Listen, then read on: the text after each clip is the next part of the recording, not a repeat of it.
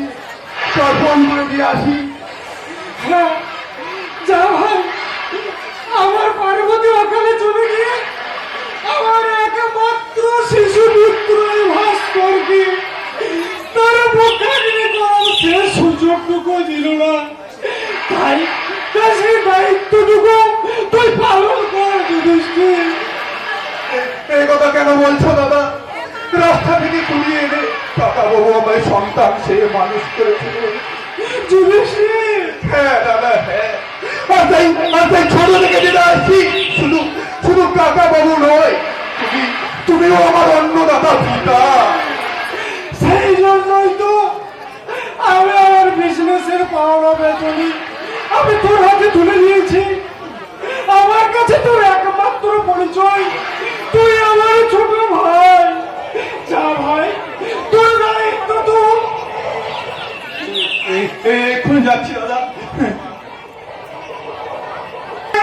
খুশিতে অবগাহন করে পূর্ণ সঞ্চয় করতে আবার কেউ আসে আমার মতো চোখের জলে তোমার গতি বাড়িয়ে দিতে। এত কিছু দেখার পরকে তোমার মন বিদ্রোহ করে ওঠে না মা? তুমি কি এমনি ভাবে চিরকাল নীরবে নিঃশব্দে শুধুই পূর্ণ তোমার গঙ্গা হয়ে বয়ে যাবে মা? বেশ শান্ত। ঠিকই বলছি।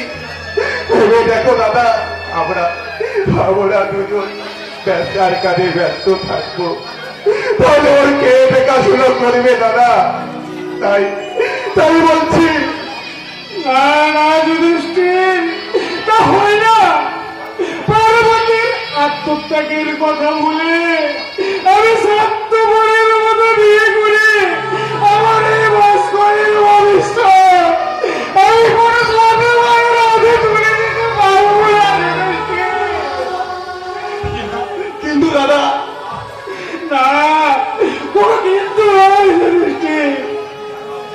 কারণ আমি জানি এই দেশের 99% সৎ মা তার সৎ ছেলের প্রতি সৎ ব্যবহার করে না। তাহলে ভাস্করের ভবিষ্যৎ আমি তোর হাতে তুলে দেবো। কি বলছো তুমি দাদা? আমার হাতে তুমি তুলে দেবে? ঠিকই বলছি যুধিষ্ঠির। আগামী মাসে তোদের বিয়ে দিয়ে সেই নতুন বউ মায়ের হাতে তুলে দেবো আমার ভাস্করের ভবিষ্যৎ। দাদা, কি রে, তোরা কি আমার ফিরিয়ে দিবি? তোরা কি পারবি না আমার এই ভাস্করের দায়িত্বটুকু পালন করতে?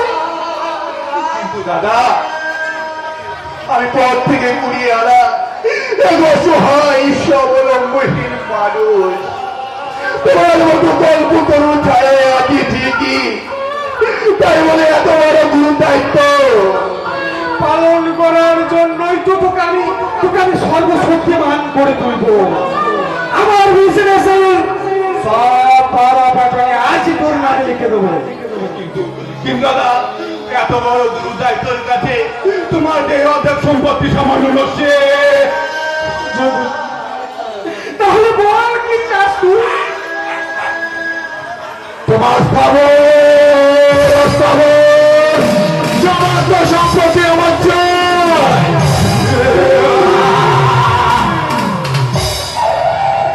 কি বলছিস তুই? আমি করলে তাই মিথ্যার মেশিনে বসে আমার চাওয়ার কোনো শেষ নেই। আমি স্বীকার করবো খণ্ডন, আর লুট করবো রাজার ভান্ডার।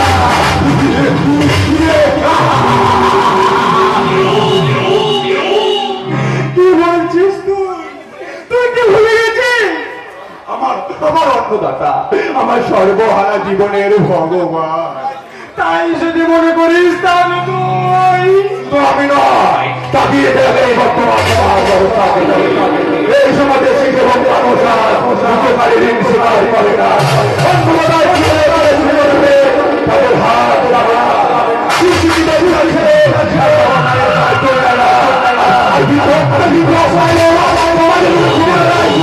শেষ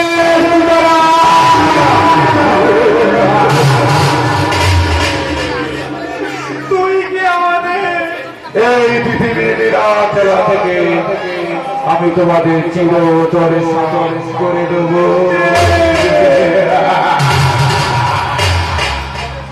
পথে পথে কুকুরের মুখ থেকে রুটি কেড়ে খাচ্ছিলি, সেখান থেকে আমার বাবা তোকে প্রায় উলঙ্গ অবস্থায় তুলে নিয়ে এসে আমার ছোট ভাই হিসেবে মানুষ করে, তার হঠাৎ একদিন বাবা মারা যায়।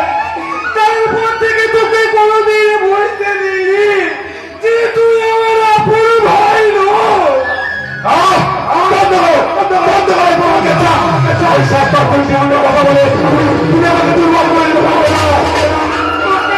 তোকে আমি দুর্বল করতে চাই না ভাই, আমি শুধু বলতে চাই আমাদের সেই আত্মত্যাগের প্রতিদানে যদি এই হয়, তাহলে আমি তোকে স্থাবর অস্থাবর সমস্ত সম্পত্তি আমি তোর নামে লিখে দেবো। বিনিময়ে তুই শুধু আমাদের এই দুজনকে বাঁচতে দে ভাই। শত্রুকে আমি রাখবো না।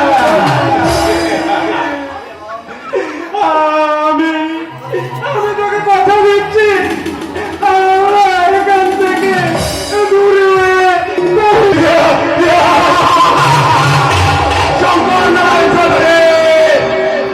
এই বিজ্ঞানের যুগে পুরো পৃথিবীতে মাত্র 1 ঘন্টায় ঘুরে যায়।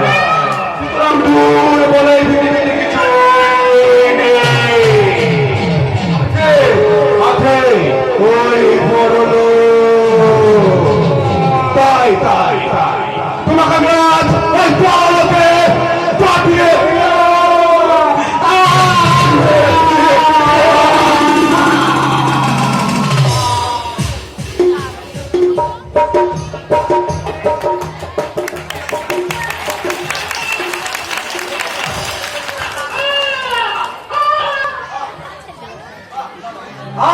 তাড়াতাড়ি শান ছেড়ে নাও করু না, মনে হচ্ছে ওই শয়তানে কালো হাত এই পূর্ণ দেওয়া গঙ্গাকে নিষ্কৃত করে যাচ্ছে।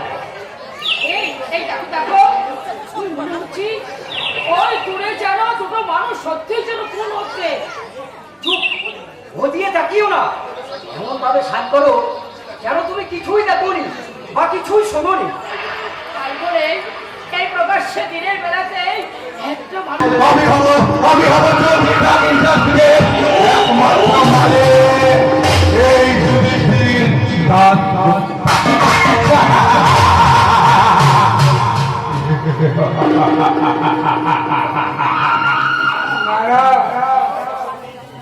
আমার এই বংশের একমাত্র প্রদীপ ভাস্করকে তোর হাতে তুলে দেব না, কিছুদিন না। কথায় বলে রোগীর লেশ আর শত্রু শেষ রাখতে নেই। তাই তোমাদের আমি দুজনকে চিরতরে শেষ করবো। নাও, নাও, নাও, নাও।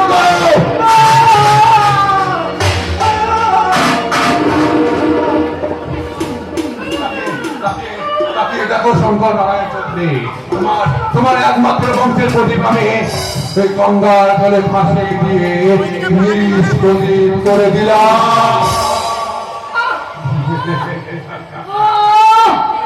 কি হলো কি হলো গঙ্গা, কি হলো? এই দেখো দেখো, মা গঙ্গার কি অদ্ভুত কৃপা। এ কি একটা শিশু? হ্যাঁ, আমি যে আমার সন্তানকে তুমি রক্ষা করো ভাই।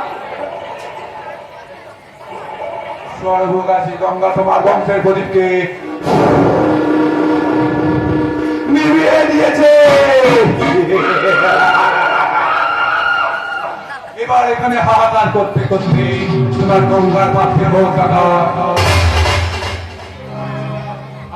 আর আমি বললাম তোমার সাম্রাজ্যে সম্রাট হয়ে বুকে মহাবুকে রাজক প্রকল্পে